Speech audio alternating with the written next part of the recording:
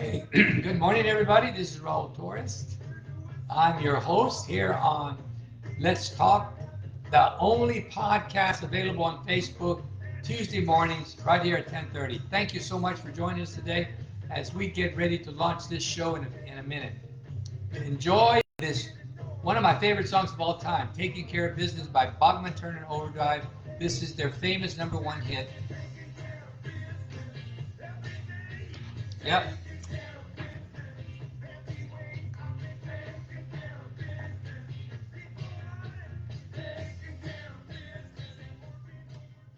All right, ladies and gentlemen, thank you so much for listening as we're going to get ready to launch the show. Today, we got a really special presentation today for all of you out there that are landlords, all of you out there that are investors, all of you out there that are just wanting possibly to get into the real estate market. This show's for you.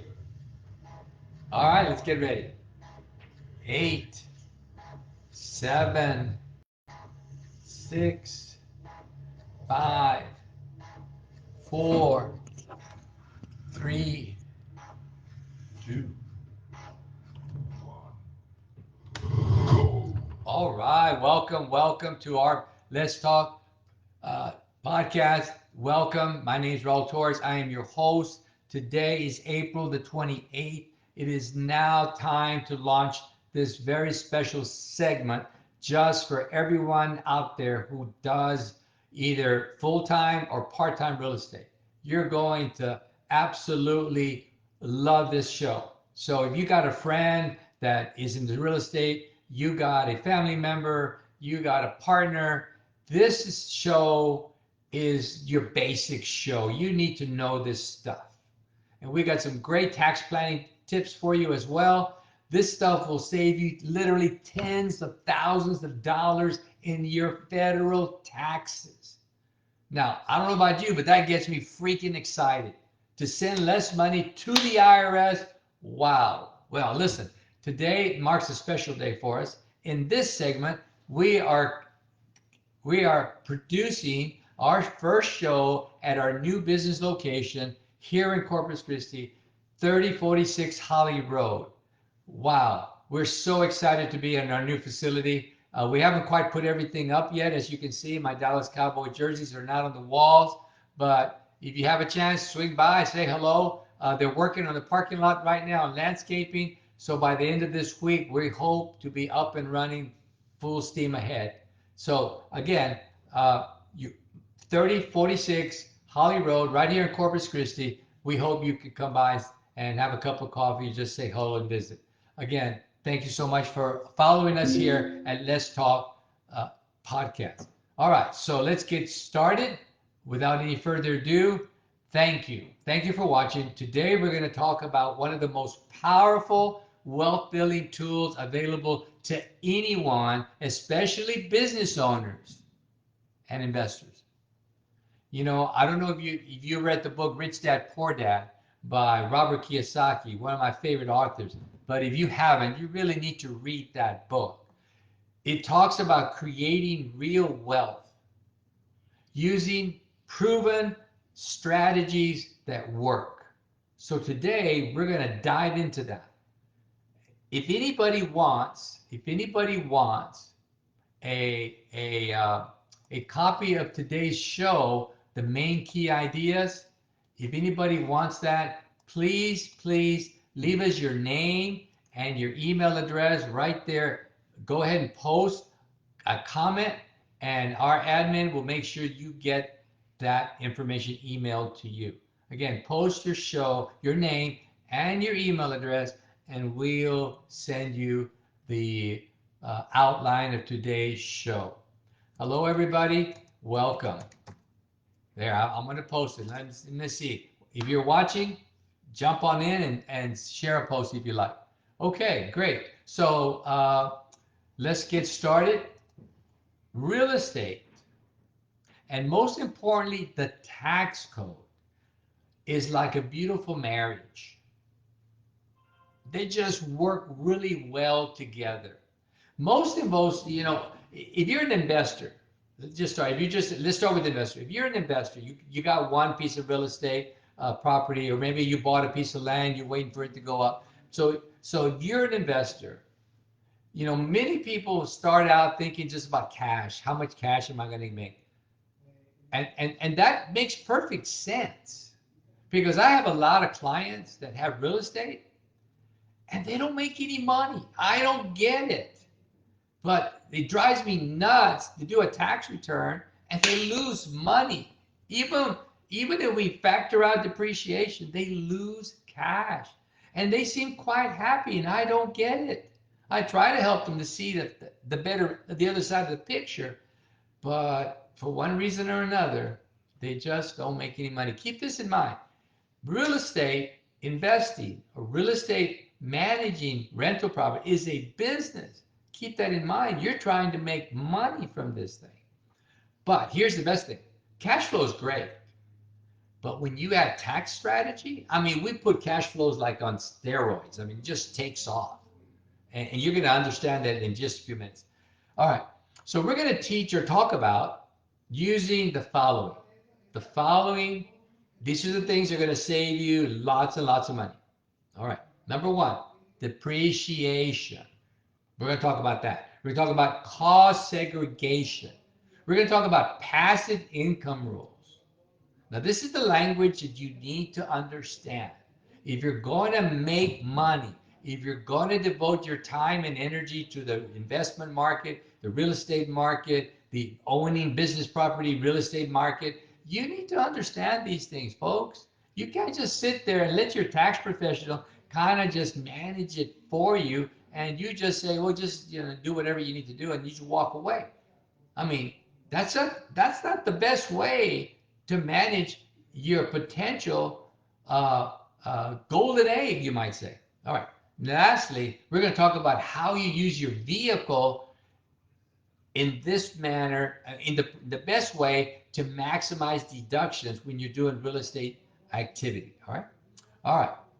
You can legally reduce or even possibly eliminate your federal tax liability. Did you hear me? You can reduce or eliminate, that means make it zero, your federal tax liability with real estate. All right, let's break it down for you. All right, number one, first of all, we got to follow the rules. Always follow the IRS rules. That's how it works. No shortcuts, just follow the rules. And so you don't have to worry if you get audited, right? I mean, nobody wants to get audited. I'm sure the IRS doesn't want to go out and do audits, but they got to, because there's so many dishonest people out there. And so get ready for that, because they target people who do real estate because they know there are a bunch of cheaters out there. But you are not going to be one of them. You're going to do the rules. All right, let's break it down for you. Let's talk about the power of depreciation. All right, number one, the foundation of real estate is depreciation, being able to write off the improvements that you have on that property. So here's the definition. Depreciation allows you to deduct the cost of property over time. It allows you to deduct the cost of property, the physical attributes that are on the land over time. All right? It is that property that is increasing in value, the improvements and the land. But land, you cannot depreciate in 99.9% of the cases. I did read about one case. A farmer up in the Midwest was able to argue, and he won the case, where he was found the right method to depreciate land. At least that was the idea. All right. The IRS assumes that your property, your building, your shed, all right, the roadway, the fence, the water well, the septic tank, or whatever you put on that property, it looks at it and says, okay, it's going to wear out, so we're going to let you write that off. That's called depreciation. All right, basic rules. We'll talk about real estate. All residential property, places where people live, all right, apartments, condos, single family homes, duplexes, triplexes, quadplexes, all of that is depreciated over 27 and a half years. 27 and a half years. That's how it works. Commercial property, anything that's not personal, anything that has structure on it, has a building on it, has a fence on it, has a roadway on it, has a septic tank on it, doesn't matter. I'm sorry, forgive me. That's equivalent, forgive me, I'm sorry. Any piece of property that has a shell, building on it that's used for business purposes, that's commercial. And that's depreciated over 39 years. Well, who wants 39 years to write off a building? Well, that's the rule. It's been there for many, many, many years. So let's for example, say you buy a piece of rental property for $500,000 and $100,000 is land. And so we're going to depreciate $400,000. So if we look at 27 and a half years for $400,000, you get a deduction of $14,545. That's right. When you take 400,000 and you divide it by 27.5 years, you get that number. 545 years, correct. All right. So if you take 14,545 years, oops, battery just went out on my thing. Let me do my calculator here. Let me see, calculator, 14,545 times, let's say you're the 22% tax bracket, that will save you $3,200 in taxes. $3,200. All right. So let's say your rental income in this $500,000 home is $30,000 a year. Let's also say your expenses are $10,000 a year. You know, lawn maintenance or maybe some repairs you did. All right, stuff like that. All right. And so depreciation is now $14,000 a year. So from the $30,000 minus the $10,000 minus the $14,545, that will show on your tax return that you made a taxable income or a profit of $5,455. That's how it works. So that depreciation is a real dollar for dollar deduction off of any income that that property brings in. Now, depreciation, second thing we want to keep in mind, is not real money that you're paying for in the sense on an annual basis. You paid for it when you bought the property. And even though you're financing it, the IRS treats it as if it's been paid, so it lets you take that deduction. All right? So we call it a non-cash expense. All right? But you still get the deduction. Depreciation, keep in mind, reduces taxes today in the year that you have the property in service. But you may be subject to recapture. That's our little tax lingo called recapture. Or another way of saying it is you may be subject to adding it back in later as income when you sell the property. Keep that in mind. But that's if you do no tax planning. If you don't do anything, that rule will apply. But if you're smart, like most of you are, you're going to tax plan the heck out of that, and you'll pay zero taxes until the day you pass away. And then your children or your inheritors or beneficiaries will pay zero taxes when they obtain the property and then they sell it and they cash in on it. If you do the proper thing, and all that is possible, ladies and gentlemen. Okay, so in summary, depreciation is a non-cash expense that you get to write off against any income the property brings in. Keep that in mind. All right, remember, residential is 27 and a half years, commercial is 39 years straight. Okay, segment 2. Let's talk about a very special element of depreciation that many people don't talk about. You need to talk about this. You need to think about this. Because this is one of the most powerful tools the IRS gives us in our tax code. You know, most people think the IRS is a bully, and there's moments when they can be. I've seen it. But the IRS can also be your best friend if you work with them, if you follow the rules. They want to reward you. All right, so what is cost segregation? You may want to Google that. It breaks down the building into pieces. For example, a door, a handle, a light fixture, carpet, tile. Those are pieces of the building. So cost segregation requires an engineering study to be made where the engineer goes into the building, extracts all those parts out, adds a dollar value, and then accelerates the depreciation based on IRS rules. All right? So instead of depreciating, let's say, the doors and the ceiling fans and the tile and the carpet and the windows and the door handles and the light fixtures and the water heater, things like that. Over 27 and a half years, if you submit a cost segregation study, you get to write it off much faster. You accelerate it. Put it on steroids. That is so amazingly cool. All right? So, here's where it gets really good. Let's say you bought $1 million building.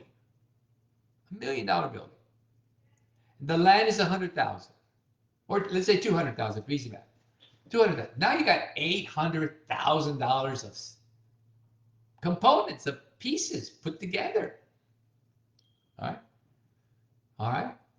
Parking lot, landscaping, all right, all this, the pieces that come together, and this is a commercial building.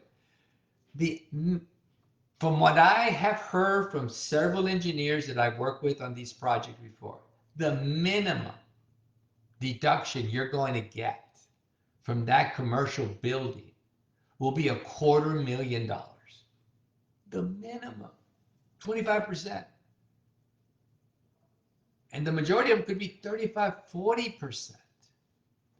All right? It just depends on the type of building it is. Now, this would not apply to warehouses where it's mostly space and just walls and a roof and a foundation. But buildings with walls and doors and stuff like that, yeah, $250,000. Oh, I'm pretty much.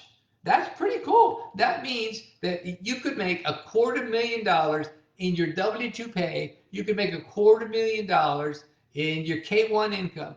And this expense will zero it out. You'll pay zero income tax that year. How amazing is that? Wow, this stuff really works, folks. Let's try it. Again, let me take a quick break. My name is Raul Torres. I am a CPA right here in Corpus Christi. I've been doing this over 32 years. I love what I do. My staff here, we have the best CPA staff I've ever worked with, and I believe in the coastal Bend area, maybe the entire freaking state of Texas. They're just absolutely amazing. So we come from various backgrounds. We're committed to being the best we can be each and every day. We're now in our new location, 3046 Holly Road here in Corpus Christi. So if you're coming from the mall, take Castores, turn left, and then on Holly, turn right, and we're right there around the corner. You can't miss us. We're a brand new building. You can't miss us. About not even a quarter mile down the road. Okay, so let's go to the next thing. So we accelerate those components much faster. And again, this is all upfront deduction. It's freaking amazing. All right. So you get immediate tax savings, you get increased cash flow, and you have this extra money to do what? To invest in another property. Can you imagine? See, $250,000 of taxable income, 250,000 times, let's just say you're in the 22% tax bracket. That means you just saved in federal taxes $55,000. Real cash. Man, that's exciting. Wow. I love it. I love it. All right. But it does require an engineering-based study. It has to be attached to your tax return when it's submitted. Now, here's the cool thing. All right, you ready? that even if you have not run a cost segregation study, from the time you bought the building, 5 years, 8 years, 10 years ago, you can still do it today. No kidding. I was involved with a cost segregation study for the client back in 23. They had built the building or purchased the building and then they remodeled it back in 2012. And they didn't know about it. And so they did it in 2022 and we applied it in 2023 and amended the tax return. It was very cool to see them get that large refund. All right. So again, if you haven't done it, come see us. Raul Torres CPA PC, 854-0822. Visit us online, raultorrescpa.com, and let us help you do a cost segregation study if that is what you're interested in. Okay, we'll go now to, before I move on to the next part, let me say this. Most engineers have told me that if the property isn't valued over $300,000, it may not be worth the money that they charge you. That's just what they say. All right. All right.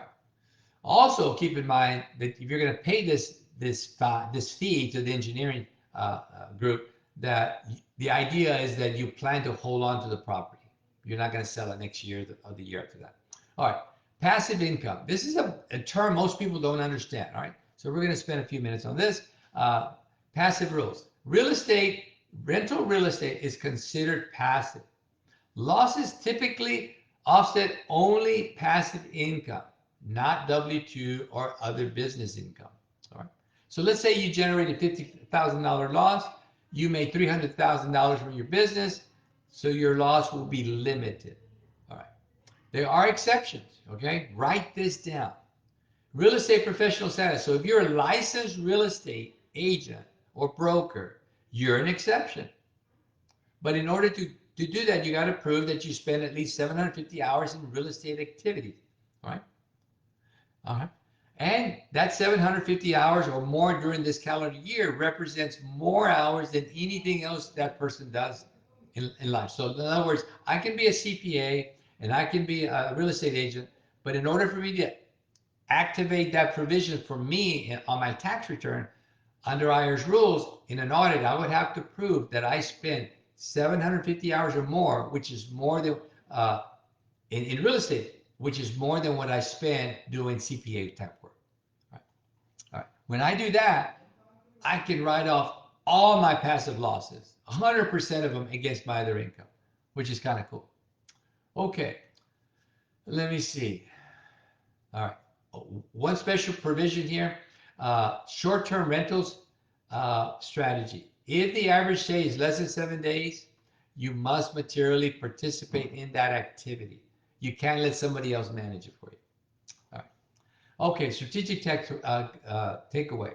The tax code rewards for the passive activity rules, rewards people participating, like collecting rent, meeting with the leasee, right? Or the person interested in the property. It also matters in how you document your activity. And it also rewards how you're structured. So there is publication 925 from the IRS puts out. You may want to order that or download it offline. Publication 925 for all those particular rules, especially on passive losses. Lastly, as we wrap up the show, vehicle write-off strategies. All right, here it goes. Ready?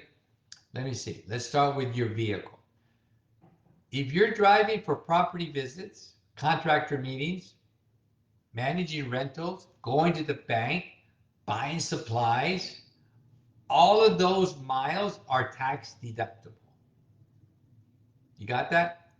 If you go to visit the property, talk to the people that are staying there, all right, your tenants, you're going to buy supplies to do repairs, you're going to talk to a contractor, you're going to go visit your CPA and talk to them about something, all right? All right, all of that, collecting rent, going to the bank, etc., to make the deposit, all of that is tax deductible mileage. But you got to write it down. Because in an audit, if you don't have it written down, even if it's true, the IRS will not let you take the deduction. That's very important. You got to write it down. This year in 2027, the standard mileage rate is 72.5 cents per mile. That's like 3/4 of a dollar, almost 75 cents. Man, come on, that's pretty good in the rental activity, right? So if you drive 10,000 miles, you get a $7,205.50 deduction times 22%. Let me see, let me clear that. 7,500 times 22%. That's a savings of $1,650, which will cover the cost of gas. How's that? That's pretty cool.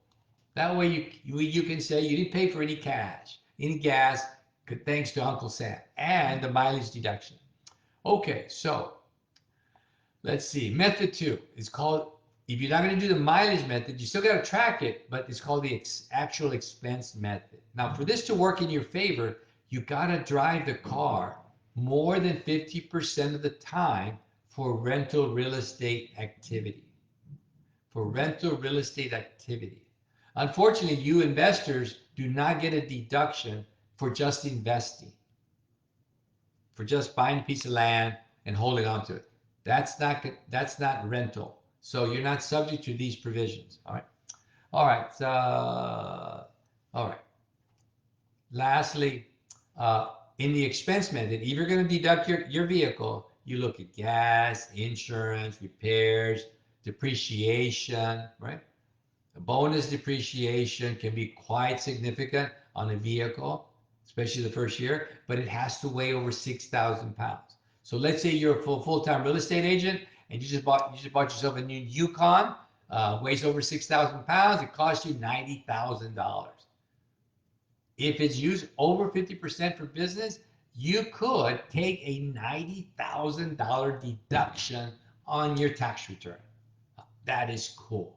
And it doesn't matter that you're making payments on the car. IRS don't care. And it doesn't matter if you're leasing the car. IRS don't care. It treats it like you're buying it.